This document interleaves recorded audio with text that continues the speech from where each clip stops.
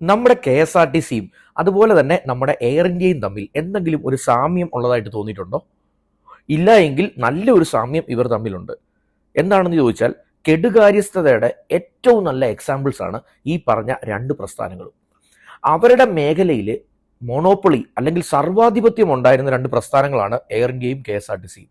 ഒറ്റ ബസ്സുള്ള നമ്മുടെ നാട്ടിലുള്ള ആൾക്കാരെ നമ്മൾ വിളിക്കുന്ന ഒരു വാക്കുണ്ട്, ഒരു പേരുണ്ട്, ബസ് മുതലാളി എന്ന് വിളിക്കും. ആ ബസ് കൊണ്ട് 10-20 പേര് ജീവിക്കുന്നുണ്ട്, മുതലാളിക്ക് മുതലും കിട്ടുന്നുണ്ട്. ഈ കണക്ക് വെച്ച് നോക്കിയാൽ 1000-ലധികം അല്ലെങ്കിൽ 2000-ലധികം ബസ്സുകളുള്ള KSRTC എത്ര വലിയ മുതലാളിയായിരിക്കണം. പക്ഷേ യാഥാർത്ഥ്യം ഒരു വലിയ നഷ്ടത്തിലാണ്. എയർ ഇന്ത്യക്ക് സർവാധിപത്യമുള്ള ഇന്ത്യയുടെ എയർലൈൻ കമ്പനിയാണ് എയർ ഇന്ത്യ. പക്ഷേ യാഥാർത്ഥ്യം എന്താണ്? അവർ വലിയ നഷ്ടത്തിലാണ്.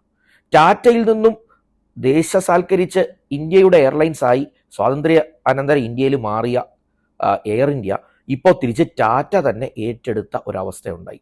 ഞാൻ പറഞ്ഞു വരുന്നത്, നമുക്ക് എന്ത് റിസോഴ്സ് ഉണ്ടെന്നുള്ളതല്ല, ആ ഉള്ള റിസോഴ്സിനെ നമ്മൾ എങ്ങനെ മാനേജ് ചെയ്യുന്നു എന്നുള്ളതാണ് നമ്മുടെ വിജയത്തിൻ്റെ അടിസ്ഥാനം. നമ്മൾ പലരും പറയാറുണ്ട്, എനിക്ക് അവൻ്റെ അത്രയും കഴിവില്ല, എനിക്ക് അവളുടെ അത്രയും മിടുക്കില്ല എന്നൊക്കെ നമ്മൾ പറയാറുണ്ട്.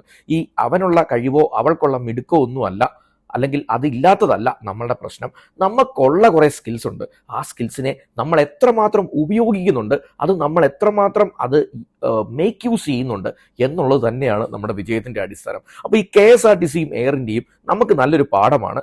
ഉള്ള കഴിവുകളെ, ഉള്ള സ്കിൽസിനെ, ഉള്ള മൊണോപ്പൊളി അല്ലെങ്കിൽ സർവാധിപത്യത്തിനെ ഉപയോഗിക്കാതെ അത് നശിപ്പിച്ചു കളഞ്ഞ് എങ്ങനെ ഒരു പ്രസ്ഥാനം മോശമാക്കി നശിപ്പിച്ചില്ലാതാക്കാം എന്നുള്ളത് നമ്മുടെ കൺമുന്നിൽ നമ്മൾ കണ്ടതാണ് ഈ രണ്ട് പ്രസ്ഥാനങ്ങളിലൂടെയും. അതുപോലെ നമ്മുടെ ലൈഫിലും ഒരു അവസരം ഉണ്ടാകാതിരിക്കട്ടെ. ഉള്ള സ്കിൽസിനെ നമുക്ക് ഉപയോഗിക്കാം. നമ്മുടെ സ്കിൽ എന്താണോ അത് കണ്ടെത്തി അത് ഒന്ന് ഉപയോഗിക്കാൻ ശ്രമിക്കുക. ഇല്ലാത്ത സ്കില്ലിനെ ഓർത്ത് പരിതപിച്ചിരിക്കാതെ.